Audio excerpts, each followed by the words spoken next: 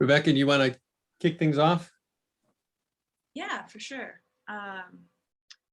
Okay, thank you guys for attending. And before we get into it, I just want to go over the format really quickly. So there will be a 15-minute Q&A session afterwards. So if you have any questions, you can go to the participants box and just check yes. And Jason, my co-host, will call on you and you can unmute and ask your question. If you're a little shy, you can always use the chat box and Jason can read off of that. And now we'll have Professor Tom Bayer, who is the director of the Stanford Photonics Research Center, introduce our speaker for today. Well, thank you, Rebecca. It's my great pleasure to introduce Torben Christensen from Aarhus University in Denmark, who will be our speaker today. This is one of a series of seminars that we've been giving on technology and instrumentation and measurement science that's necessary for us to understand really the trajectories that our climate is headed in due to the CO2 loading of the atmosphere. And one of the real points of the spear, the tipping points, is going to be the Arctic region. And so hearing from an expert and person who's studied in this area for many decades is a real privilege. Torben Christensen is the professor of Arctic biogeochemistry at the Arctic Research Center at Aarhus University, Denmark. His research is on ecosystem atmosphere interactions, with particular attention to ecosystem responses to climate variability and change in Arctic environments. Within this area, he's been active in field research over the past 30 years in a wide range of northern environments, including Alaska, Siberia, northern Scandinavia, Svalbard, and not the least, Greenland. He's currently the scientific leader of the Greenland Ecosystems Monitoring Program and also director of the Sackenberg Research Station in Greenland. The title of his talk today is Trace Gas Flux Measurements in Arctic Ecosystems, Current Applications and Future Perspectives. Torben? Thank you, Tom. Thank you for inviting me and thanks for this nice introduction. Yes, I am Torben Christensen. I'm an ecosystem scientist. I'm not a sort of say optical engineer. So I will be talking about the applications of the type of instrumentation that I think you know much better than I do, really, the ins and outs of. But this is a presentation where I'm trying to move around in what we are doing when we are working with the ecosystems in Greenland, and in particular where we are using instrumentation that is documenting greenhouse gas exchanges using infrared gas analyzers. Before I do that, I just want to introduce where I'm at. I'm in Denmark. This is Kronborg Castle. It's just a few hundred meters from here. I'm sitting in Elsinore at my home base in Denmark. That's all for Denmark. And I guess that I will move quickly to Finland, actually. Because I want to just share with you that, in fact, we are a very field-based, in an area of very field-based research. And I actually managed to get back in the field after a month sitting in front of the computer just last week. And I came up to our field site in northern Finland, or northeastern Finland. And there we're able to revisit a site that we have instrumented there with much of this type of instrumentation that I'll be talking about. These are infrared gas analyzers in various forms and with various techniques. We are measuring the ecosystem greenhouse gas exchanges, in particular the CO2 and methane. And this is just to share my happiness that I actually managed to get out in the field again now, and this is what it looks like out there in the real sort of say world. And we're looking forward to come up to Greenland, which, as Tom says, is our home base in terms of our research at the moment, or my research at the moment. So this is the structure of the talk. I'm going to be going through a global picture. I understand we are sort of a mixed bunch here, so I'll try and do a little bit of an introduction to why we're doing this. And then also zoom in, of course, on the Arctic, and spend most of my time talking about these ecosystem trace gas flux measurements and some of the challenges, and of course also a bit about the principles. And if I have time, I will talk a little bit about projections for the future at the end. So the global picture, this is a well-known curve. It's produced closer to you than where I am. out at Mauna Loa. We started the measurements, and of course, this is just documenting clearly the changes we're making to the atmosphere in terms of its CO2 concentration. We have seen a very steady increase, and sadly, it's not really interrupted by very much of what we're doing. Not even Corona could sort of have a huge impact on this curve. It's just steadily rising. And if we look at this in the perspective of sort of the budget, it's really only a very, well, a part of the story when it comes to the global carbon budget. What we're looking at in the rising concentration is really this little bit here, which is the plus 19 of the gigatons of CO2 that goes into producing that curve, the increasing concentration in the atmosphere. And this is adding to a burden in the atmosphere, which is illustrated by the size of this dot here. And that size is, so to say, or those are representing the stocks in this budget. And if you look around, you see there are stocks, there are huge stocks of carbon out in the ocean, of course, but there's also stocks on land in the soils here. And those soils and permafrost, they hold more than twice the amount that we currently have in the atmosphere. So this is zooming in on some of the ecosystem related stocks of carbon that potentially is available for exchanges with the atmosphere. And obviously, if we just threw all of this carbon that we have here in the soils out into the atmosphere, we would immediately triple the concentration. Of course, this is not going to happen, but it's just saying something about the scale of potential releases from these ecosystems.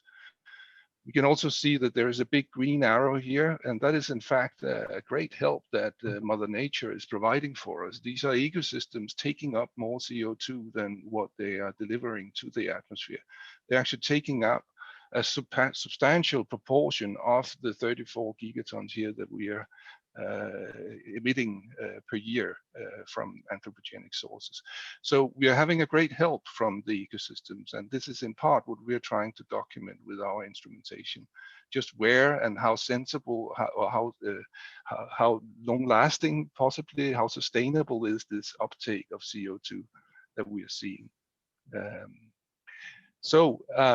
What is then the story about when we go to methane and the global picture? Well, the curve is much the same. It's increasing. It's almost consistently increasing. But there's some leveling off here during the early 2000s, for example. And there is some more, if you like, sort of complex dynamics. And if we look at just the past 20 years or so, we see this leveling off here in the early part of the 2000s. And then we see an increase again. And if we look at the growth rate, this is the growth rate per year we're looking at down here. We're seeing that we actually saw a minus over some time in 2005, 6, 7, and then we had a resumed increase. And to cut a long story short, the bottom of the basic message here is that we do not really fully understand these dynamics in the atmospheric record of CH4. We don't really understand what is it that causes this variability from year to year.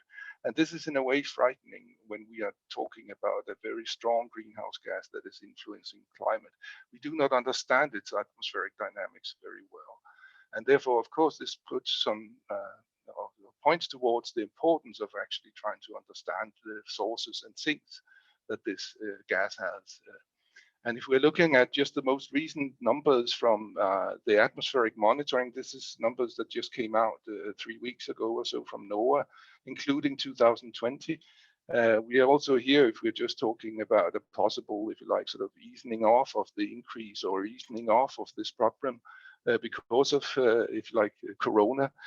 We are not really seeing that, rather the opposite. Right now, we're actually having the highest increase rate of methane in the atmosphere as has ever been recorded. This is the annual increase in parts per billion. So you see, we're struggling with an apparently ever increasing problem here that we are likely and mostly due to anthropogenic emissions, seeing a substantial change to the atmosphere. Now, if we look at the global methane budget here, we can see some features that also makes us look north, not only north. Of course, this is the global picture and there's a lot in it.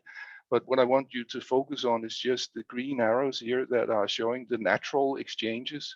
And here we see this substantial emission from the global wetlands. And in fact, we have sort of two major parts of the world that are dominated, or where there's large fractions of the land areas that are wetlands, and that is the high northern latitudes and then the tropical areas. So we're really looking at the tropical wetlands and the high northern ones, and these are to a large extent wet tundra regions in, of course, large areas in North America and Siberia, but also elsewhere. And the processes that are governing the gas exchanges are much the same. So we can study them just about anywhere in the Arctic. We can also see here that the sink functioning is largely through atmospheric chemistry, through reactions in the atmosphere between methane and the oxidizing capacity, so to say, the hydroxyl chemistry. And this, of course, makes it a very complex issue also to calculate and find out exactly why the atmospheric fluctuations and the variability appears there in terms of the atmospheric growth rate and the variability between years. So it's a complex issue, but no doubt that we have substantial natural emissions from these areas. Okay, the Arctic contribution then, we have here a budget that is zooming in on the Arctic only. This is really the proper part of the Arctic. So here we're looking at slightly smaller numbers. We're talking teragrams, but we are still up to hundreds of them. And this is in terms of what the Arctic Ocean is actually consuming of CO2. The Arctic Ocean is a cold ocean. It dissolves CO2 from the atmosphere as its concentration is increasing. So there's a substantial help also there in the Arctic Ocean in terms of consuming CO2 from the atmosphere. But we're also seeing the same thing out here in the terrestrial areas, an estimated sink. And this was part of that sink I was showing before that the biosphere, the global biosphere is providing. But again, it's against this enormous amount of carbon that is stored in the soil. So the stability of this sink functioning is very important, because if it turns to a source, there's a lot to take from, and there's a lot that could actually really alter the CO2 concentration in the atmosphere in the continuation. Now, there is also substantial numbers here associated with lakes and wetlands, again, in terms of the methane. That's the green arrows here. So we are seeing emissions there that are already influencing climate, have done so all the time, so to say, also before man started changing the atmosphere. So there's a lot in the wetland emission of methane that actually also governs the paleo record of methane in the atmosphere, and we're looking towards that to understand the long-term dynamics also in going back in time, using ice core records, for example.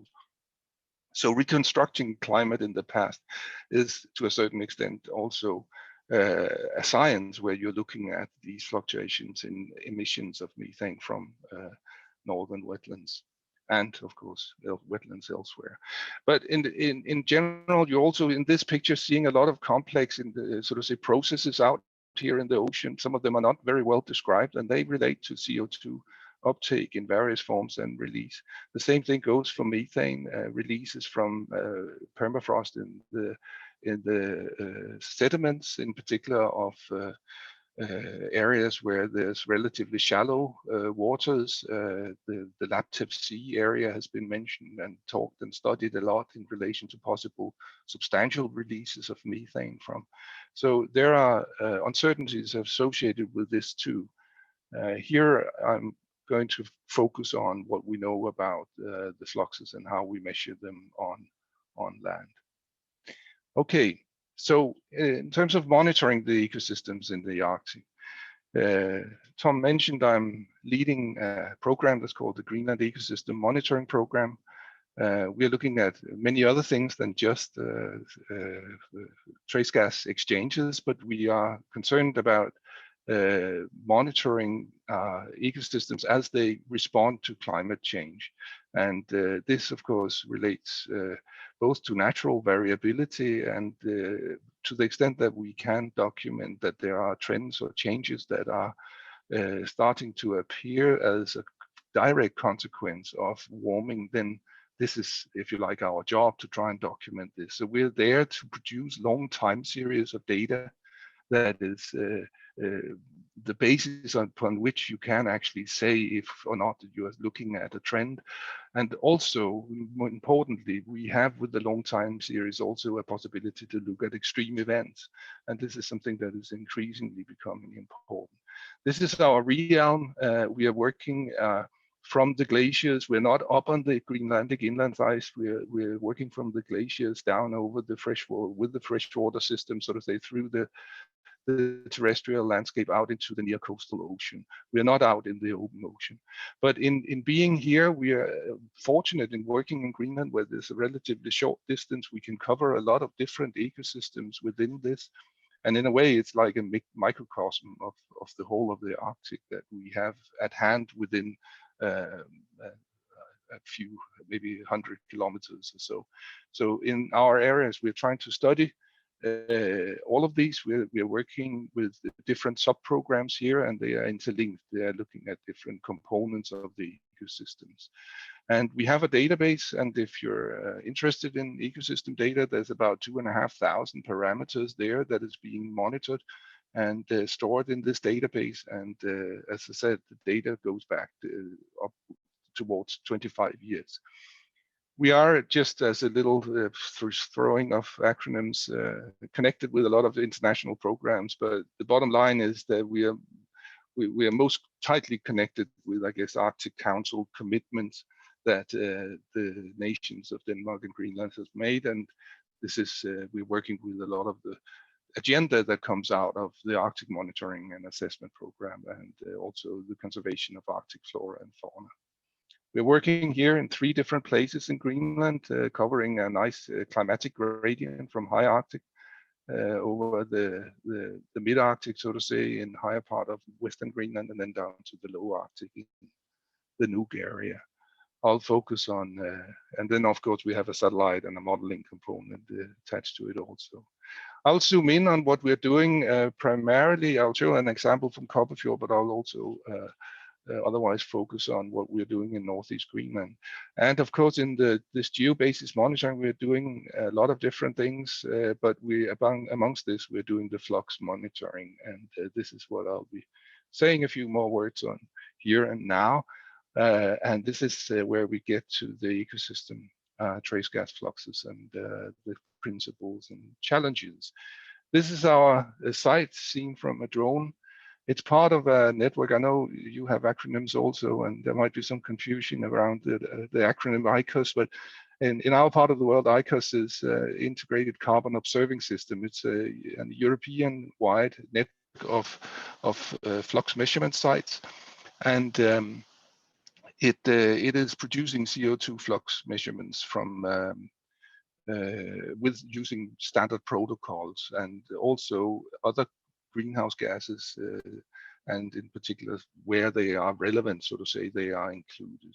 And this includes methane, of course, when it comes to this wet tundra environment that we're looking at here. We're using the covariance technique, which is one that I will just explain very briefly here, not going into any detail. And I have deliberately here chosen a schematic from sort of textbook thing, but with a landfill as the example, because this is the type of technique that is deployed in any type of surface area that is emitting or consuming greenhouse gases. We can use this technique to measure over just about any surface. Preferably, it needs to be a rather homogeneous and flat one, but it can be done in many different conditions. And we are using the covariance technique here, where we essentially depended on a fast analyzer and then a sonic anemometer that is equally fast. And from that, we can calculate the flux over an area of about 1 hectare or so. There are other types of this type of micrometeorological techniques that can be deployed.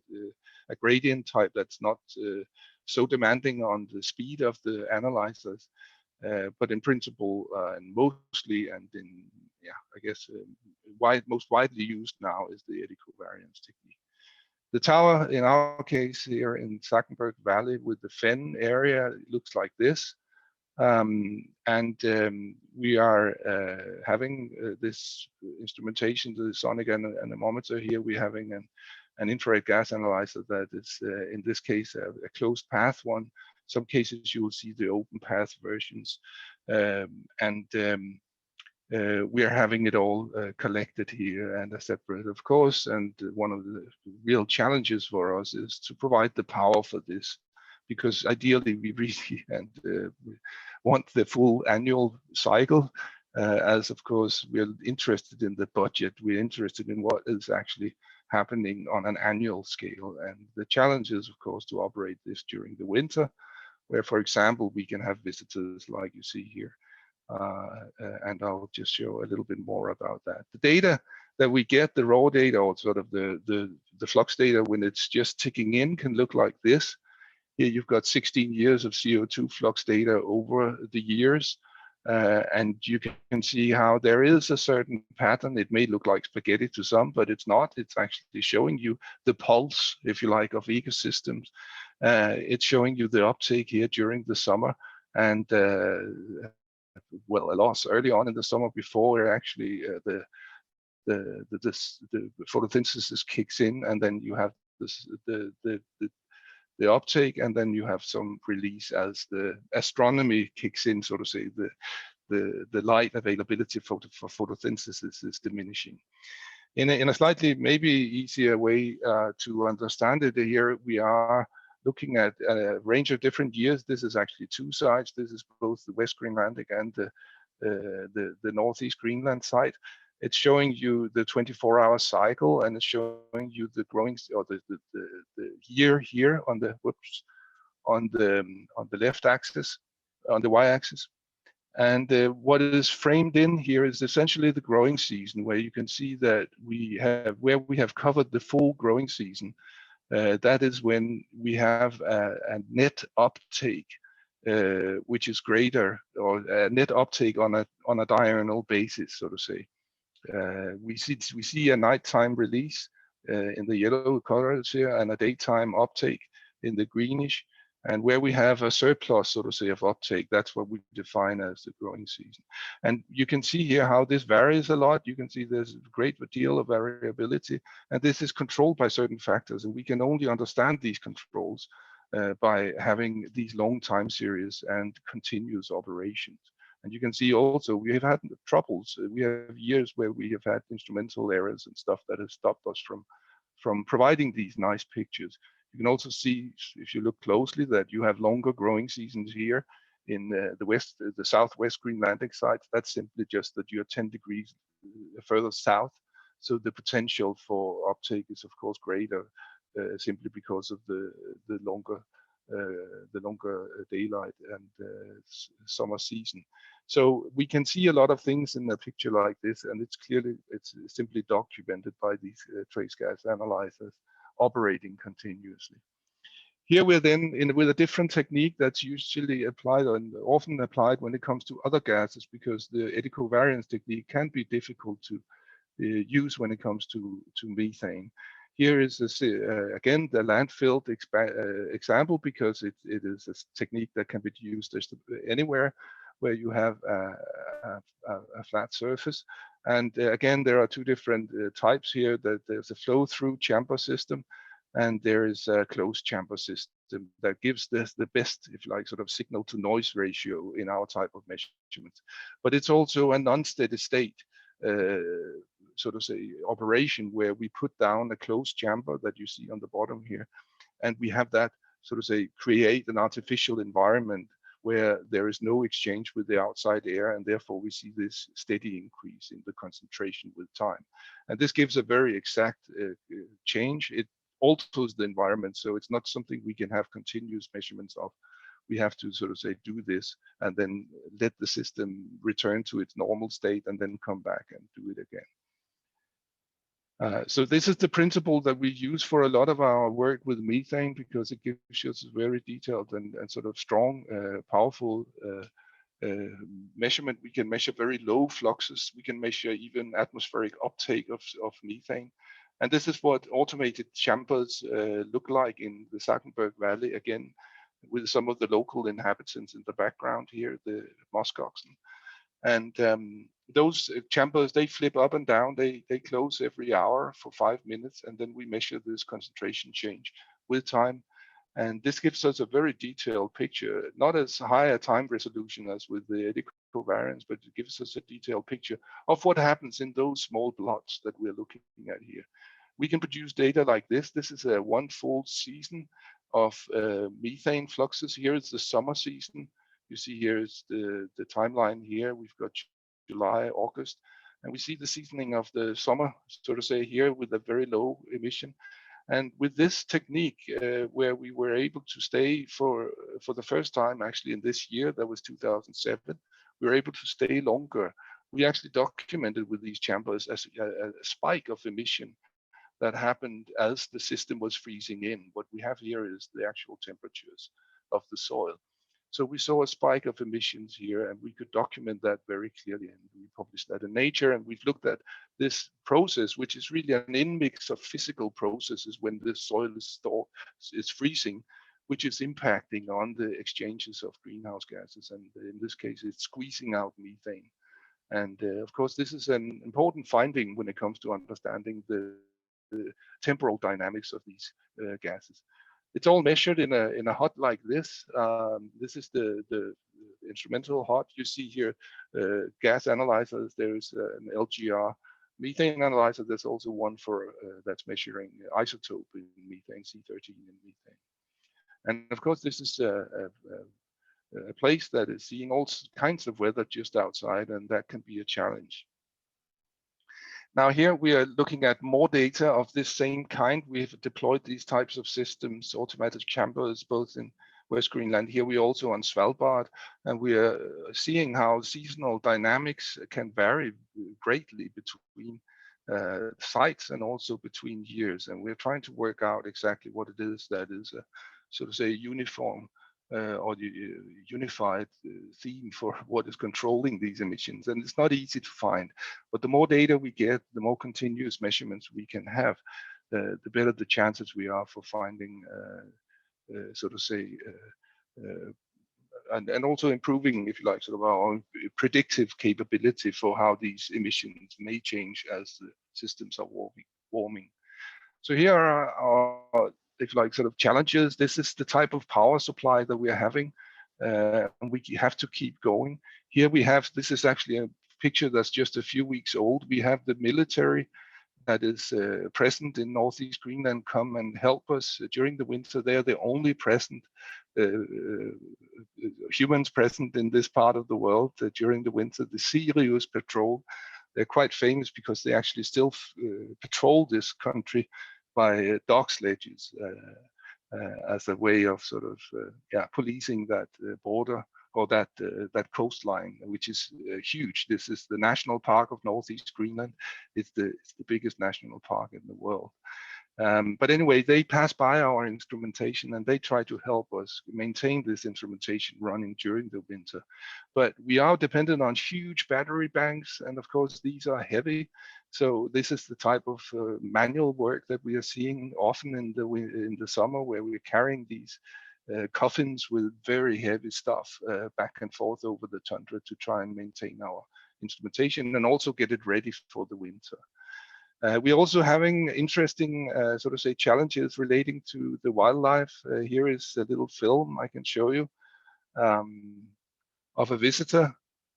And of course, when we see maintenance guys like this show up and help us look after our instrumentation, we sometimes have some unforeseen things happening, and it also calls for, of course, the robustness of the instrumentation that we are having to put out there.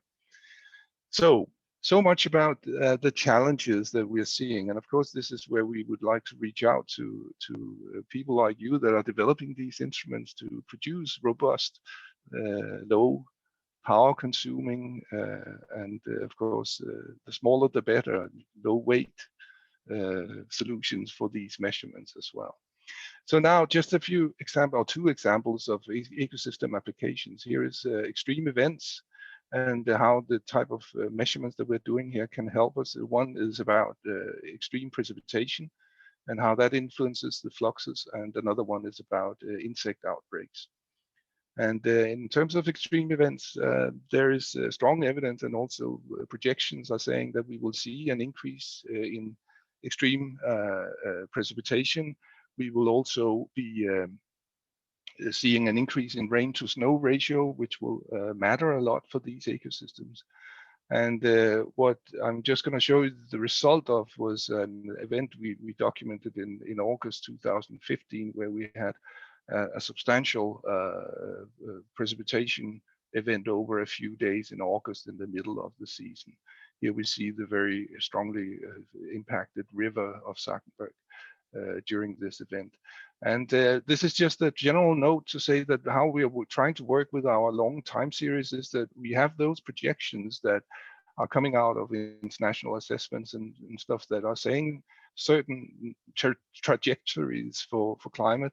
And we know what those impacts might be. So we are trying to look in our 25-year record for how we have examples of this. And this is then where we can use our, I mentioned 2,500 parameters that we are measuring to see what happened when we had these events that actually mirror what is going to happen in the future. And in terms of what is happening in general up in the Arctic, and we can also measure in our area, is that the general warming is leading to soil warming and permafrost, so to say, thawing. And this is a guy that's measuring with a very simple technique, the thaw depth. He's sticking a steel rod into the ground, and then he measures just how deep this topsoil is thawed.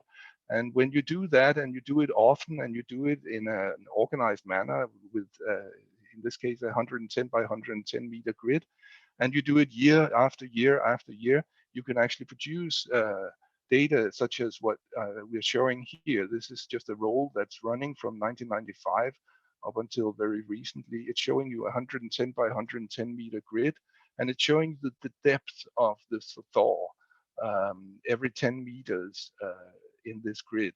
And you can see how over time we see a progressing increasing thaw depth.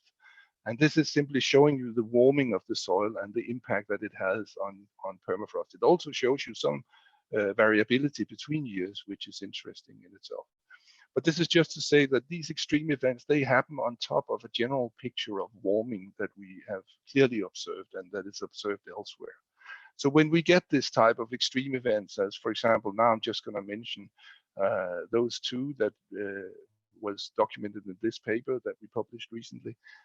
One is the rain event in 2015. Another one was a very long-lasting snow cover and very heavy snow cover in 2018. The latter one in 2018 led to a massive, so to say, melt-off. And when that happens on top of, so to say, this general warming, we are actually seeing these ecosystems being very vulnerable in terms of erosion processes. And this is in fact what we're seeing here in the right-hand panel. We're seeing this scar in the landscape, and that is essentially a washout and a very rapidly developing thermokarst gully, as it's called. And we have drone images here documenting this is only over a few days, actually 2 weeks or so, that it developed very rapidly. And this is clearly a consequence of an overarching warming over several years, and then superimposed on that comes an extreme event in terms of snow melt in 1 year. The other example that I was mentioning was this massive rain event that we had in August in 1 year. It's all trying to capture it in one picture here, where I'm just going to show you the result of that, and that is the gray bar here. This is the CO2 flux that I mentioned that you saw earlier during the years. But here we had in this particular year, the black curve here, 2015, we saw in the middle of the growing season, we saw a canceling out essentially of the uptake. And we also see here during this time period, we can see how this year, the black one, 2015, was very different from the average uptake. We also saw a difference in the response to this long snow event in 2018. So we see these years stick out when extremes happen. And this we can only document because we are there continuously and over long time. And we can have, we can do this analysis on the basis of the long time series. So here we are then just showing some numbers that shows that the CO2 uptake in this particular year, 2015, was reduced more or less equal to the full budget of an entire year. Okay, the larvae outbreak, I also just want to quickly mention, is another story, but it's also one that we can document with this. This is an episodic event that's natural, but it may also be climate driven in the sense that the dieback of those in cold winters, those insects, is usually what holds them back from having these episodic and extreme events. This is looking at the valley. This is now in West Greenland in 2010. If we look at it in 2011, you can see the clear difference in, and this is on the same date. You can see how essentially the whole valley has been eaten up in this particular year, 2011. 2012, it's back again. And this is, of course, a really substantial impact in a particular year. And we can also see that in our CO2 measurements. That's what we're looking at over here. And we can see that this is actually the number of the moths that we are also sort of say documented. That's part of our monitoring. But we can see here just how this insect in 1 year impacted so tremendously the CO2 uptake at a critical time of the year. But then also we can see that in the year after, we saw a greater uptake. So we see dynamics here from year to year that are caused by extreme events. And we can only see these through having these continuous time series running from year to year. So here are our challenges. We are having a wish list for low power demanding systems, lightweight, continuous operations, what we're depending on. And we would like to do and have some better spatial coverage. And this is maybe where I will zoom in on some of the wishes for the future. Here we are trying to use drones to give us a better spatial coverage. Here we are, of course, looking at small dots when we do these chamber measurements in space.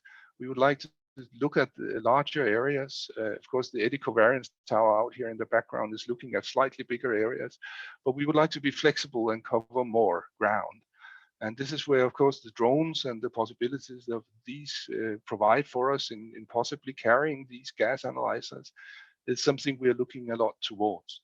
And I have a PhD student that has been charged with trying to document initially just the surface concentrations under stable conditions in this ecosystem using drones. And he's been out there flying drones. And in the first instance, we've tried to fly drones with the analyzer up here and with tubes hanging down.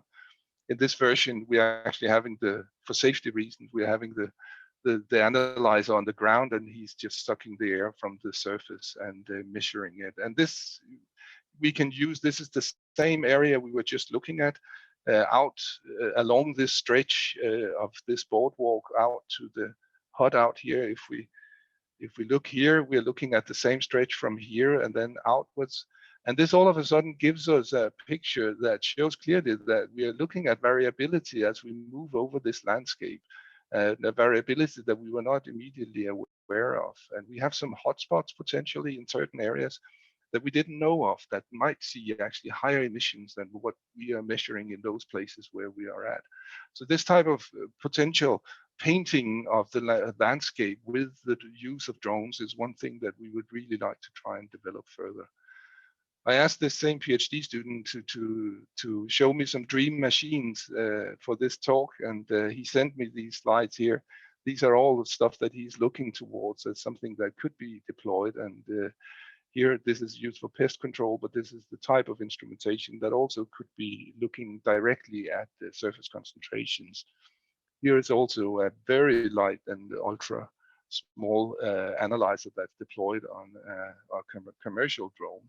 And some of our colleagues in Sweden have actually done this already and flown it. We've tried also, but we actually we lost a $30,000 laser on a crash there. So we are very sort of say cautious with this now. But we are looking to try and develop these techniques, also these camera techniques for actually mapping methane by the use of infrared cameras. It's something that we would like to try and develop further, but we've not seen sort of the real. We've tried to convene sessions, let's say, at AGU to see what people have, but there are not sort of the really breakthroughs yet in terms of how we can make this operational, so that we can get the long time series and a wider and a better spatial coverage. So we've gone a long way from when this was the first tunable diode laser that we deployed. It was a monster. It was produced by Aerodyne. We took it out in the field in 1998. It was not popular with our twin otter pilots because we needed to transport the liquid nitrogen for it to work, and this is not something that is light, and it's consuming oxygen and a lot of things that is not really popular to be flying around with. So this is a real beautiful optical instrument that we used early on. Luckily, we've seen it replaced over the years, and now we can get those same, more or less same instrument looking like this, which is of course a fantastic improvement. But we're still looking towards, in particular, those that that can be flown with the drones, and that also can reduce their power consumption, which is making us having them operate over long times periods, also in winter. Okay, I think I'm just going to end up where I started in the global picture and say a few words about the projections for the future. I was involved, and this is in the AMAP context. We were trying to ask the question, when we're looking at the projections for methane concentration in the atmosphere, then there has been a lot of noises out in relation to this field of research that I'm talking about here, that there could be a methane bomb from the permafrost. There could be, so to say, almost an apocalypse happening when the permafrost is thawing, and an extra amount of warming that comes from massive emissions. We try to look at this question and see how these scenarios of anthropogenic change over the next 80 odd years, how that could be influenced by the Arctic emissions. We produced a number of scenarios here. Modest increase where we're looking at increasing tundra and also near coastal areas, large increase, and then an extreme increase where we're really seeing a massive release from both the near coastal area sediments, the lakes, and the tundra. And then we put them into a box model to look at what happens to the atmospheric concentration in the atmosphere of methane. And importantly, on, so to say, superimposed on the anthropogenic emission scenarios. And what we end up with is something that looks like this, where you can see that you have the maximum feasible reduction pathways. This is where we're actually doing a lot ourselves to reduce the emissions. And then we have the current legislation ones up here. And superimposed on this, we have the different scenarios of our change or changes in the natural environment. And this includes the extreme scenarios that I don't think anybody will really believe in, but certainly something between that and no change is certainly going to happen to these northern and Arctic emissions.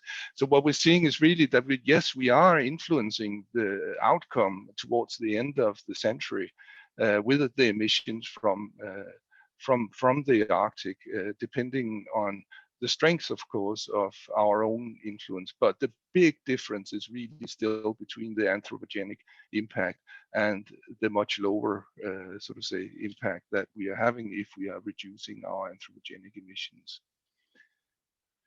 So with that, I think I'm gonna conclude and say that we're having these sizable emissions, and the potential for emission from these areas is substantial. So they do, we do want to measure them and understand them, and this is the type of instrumentation that I've been showing you here that's needed to do that. We are seeing these extreme events that are important for, and they may even be in certain years accounting for the same impact as a subtle change over 10 or 20 years or so. So the extreme events is something we really need to look at and be able to understand. And we can only document them through the long time series. And of course, we are depending on these techniques that, as I said to begin with, you guys probably know better than I do. So please develop them, make them better, more robust, low power consuming, and all the rest of it that I've said. And this is what this point is saying. And then the final one was the last I said, that this extra feedback from the natural emissions that we are looking at from these areas, it cannot overshadow the impact that we could have by reducing the anthropogenic emissions. So with that, I think I got to the 45 minutes, and thank you.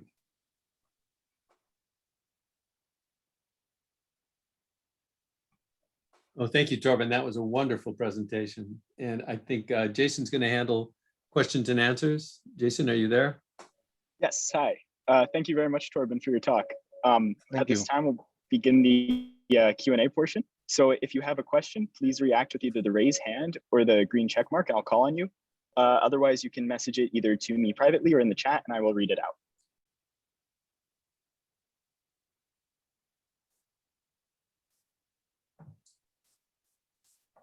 Well, Jason, I can start out with just a verbal question, if that's okay. Sure. Torben, one of the things that intrigued me is right in the beginning, you showed the carbon dioxide flux versus the diurnal cycle, and then the methane. And it looked like there was a second harmonic that came in with the methane. And I was wondering if you knew what that was. You know, the CO2 is pretty much a single component, but the methane seems to have a second harmonic feature in it in its time series. Is that accurate? And do we know what that is? Yes, I mean, we were looking a lot at that. There is like, I mean, the methane story is that it's decreasing during the early summer, and that is primarily, or late winter and early summer. That's primarily because of the breakdown. It's a photolytic process this means that the oxidation of methane in the atmosphere is happening faster as the light is returning, and there's the ice crystals and very cold in the stratosphere, and that's where we then see that we have a decline in the atmospheric concentration of methane.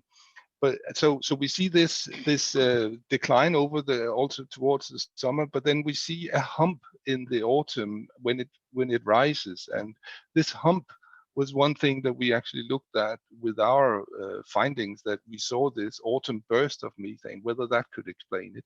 There's also been interpretations that it has to do with huge emissions from northern lakes when they turn over in the autumn. That there is an extra, so to say, emission happening there. So there are theories out there for how to explain this, the autumn hump that is observed. But I would say that this complexity that we're looking at with the methane, in terms of both being a product of those photolytic processes in the stratosphere and the breakdown, and then the release, so to say, the seasonal release patterns, is making it such a complex issue that we don't fully understand it. But there are those that are, arguing that it's my turnover of the lake that is seen in the atmosphere, and we could try and argue the same with our autumn burst of methane from squeezing out physically of the permafrost soil. Yeah. But I don't think anybody has the final answer to that. Thank you. We have a question from Professor Holberg. Hi, thank you. Really fantastic talk and inspirational work. Appreciate that. Thank you. I had two questions. One is, I think in one of your slides, and maybe it was on the methane, you mentioned isotopes. And I was interested to know which isotopes are of most interest to you, or ones that you would be interested in having additional sensors for. We are clearly interested in C13, and this is the one that the C13 C12 ratio is one that is being now also those instruments that we are using, they are being increasingly made for this purpose, because it will help us. Just having that ratio is helping us to understand a number of things. One thing can be the source of the methane. The methane is being produced by different bacterial groups, and they differ in the C13, C12 ratio. It can also say tell us something about how much of the methane that has been oxidized from its source to the atmosphere, to when we see it in the atmosphere. But the very best measure we could get is if we have both this C13, C12 ratio and we have the deuterium, because that would really make us zoom into quite accurately be able to say what is the source of this, and what is, because it's a huge difference, for example, when we measure it in the atmosphere, whether it comes from cattle or whether it comes from wetlands, or whether it comes from an anthropogenic source. There, we can really tease those out if we get both the C13, C12 ratio and deuterium. My other question was sort of what sort of precision do you need, or accuracy, reproducibility? I suppose it depends on the particular case, but well, for the yes, it depends, and maybe I wouldn't throw a direct number, but we are looking at the ppb level for, in particular, for the eddy-covariance measurements. So for the chambers and for those types of non-steady state measurements that I mentioned, that we, in my sort of say applications, primarily using for methane, the precision is not that we're not so demanding, so to say, because there we are looking at fairly substantial changes with time. Of course, the more precision, the quicker we can do a measurement, and the more ground we can cover, for example, with the automatic chambers. So we are looking at also demand for high precision. I wouldn't put a criteria, because it depends. For the eddy covariance, you want higher degree of precision than what you do for the methane, for the automatic chambers. Also there, we're looking at relative difference. So the real sort of say calibrated numbers are not that really important, because what we're looking at is really the slope of change with time. So therefore, we can actually ease a little bit on the criteria, if like you normally would do and apply in analytical chemistry, since we are also looking at a great deal of natural variability in those ecosystems. So the precision that you may get in the analytical part may completely supersede anything that you know, in terms of the uncertainty and that is elsewhere in the system. great, thanks. We have another question from USDOBAE. Yeah, that's my secret code name. Torben, Doug Bear speaking. Oh, hi. Yeah, Hi yeah. there. Yeah. All right. I know you, Yeah, but yeah. I didn't know you under that name. Yeah, corporate computer talk here. Yeah, great presentation. Question is regarding the frequency response of a UAV-based analyzer. So in stationary eddy flux measurements, you typically want 10 hertz type of frequency response to resolve this atmosphere-biosphere exchange. But in a UAV-based sensor system, where you're actually covering the ground that you're aiming to do, so you're doing a mobile greenhouse gas flux measurement. The question is, like, what type of flow time response would you desire? Is something like, is 1 hertz, 3 hertz, 5 hertz type frequency response of the analyzer while it's flying sufficient for the type of investigations that you're targeting? That's a very good question. And of course, it's a trade-off between covering a large area ground and the resolution that you're seeing on the ground. Because I would say that 1 hertz would be fine for certain purposes if you adjust the so to say the ambitions in relation to how much ground you're wanting to cover. Of course, the tube length and the length of the distance, so to say, between the point at which we're measuring and the UAV will be important also. So there are I would say that what we've done with the measurements we've done so far, I think we've been running at 1 hertz, and I think that it's not that speed of the measurement that has been sort of the constraint on what we are doing. It's more other things, and of course, the turbulence that we're looking at in the near surface atmosphere is one that it's a hurdle that we really have to work with.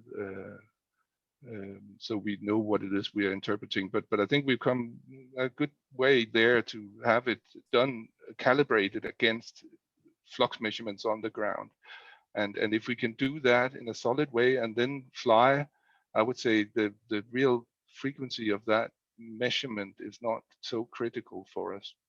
Okay, and ideally you would be able to measure without a tube. You'd make a measurement at the inlet of the analyzer close to the UAV. Yes, but I don't know, the rotor, it depends. I mean, we've also talked about using zeppelins because you are disturbing the air, and if when we are to try and work with just the stable conditions, you don't want to interrupt that, and and so there, in fact, but zeppelins, they are a story in themselves, but they could maybe be an answer for some applications. Yeah, thank you. We received 2 questions in chat. The first one is related to the UAVs and is asking, what are the strings attached to the UAVs? And could you provide more details about the types of sensors that are installed and what information is captured? Well, the strings attached is really that so far we're primarily trying to do it in a very primitive way from a flux measurement point of view, because we are trying to work with the surface concentrations, and there's a lot of micrometeorologists that will say that you cannot do that to calculate the flux. We still think that we can under stable conditions when we compare with our established techniques. So there are concerns, of course, that you should really have a proper flux measurement system on the drone to be able to do this, as has been done on ultralight aircrafts and stuff.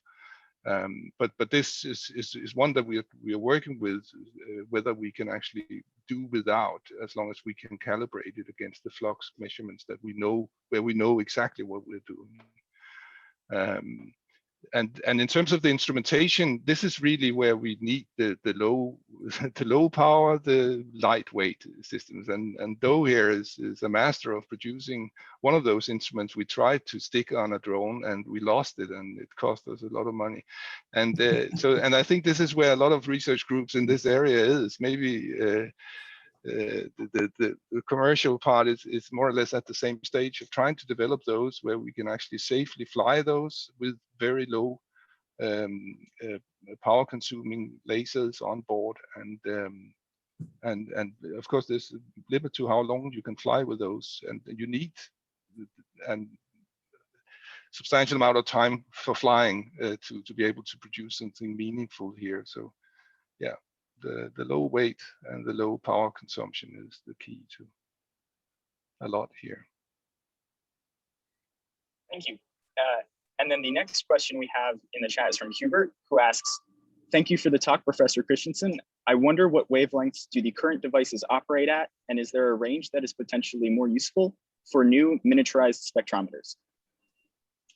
Whoa, the wavelengths, I would actually point at those to be able to, there are different ones that we can optimize methane at, and it depends also on whether we're looking at other gases at the same time. Those wavelength numbers I'm always struggling with remembering, so I'm not going to throw one right here with the risk of being, but there are of course those that are more specific to methane, and so if we are optimizing for those, we will be maybe losing other gases that we might be interested in doing also. Many of these instruments are really clever now. They can do many of them at the same time, and this is not exactly what we are sort of aiming at, but in some cases we want to do both, for example N2O and methane and CO2, and then of course on top of this, if you want to do isotopes also, you're looking at a range of different ones that you will have to see in optimization again. I don't know if that was an answer. That was maybe more avoiding the specific answer. Sorry. Thank you. I actually have a question about apologies also for the lawnmower in the background, but I wanted to know for the, you discussed the Arctic oceans acting to recapture the carbon. And I was hoping to ask how accurately you can pinpoint the exact contributions of different elements in that recapture. Well, this is when it comes to the ocean, it depends on what you're, if you're talking about the CO2, it's a story in itself that, of course, the CO2 uptake by the oceans is fundamentally different from that on land, because the one on land is happening as part of photosynthesis, which means that in fact you can somehow use other gases like oxygen to detect what is happening when you have CO2 being taken up on land. You cannot do the same in the oceans because that's largely physiochemical equilibrium that takes place there.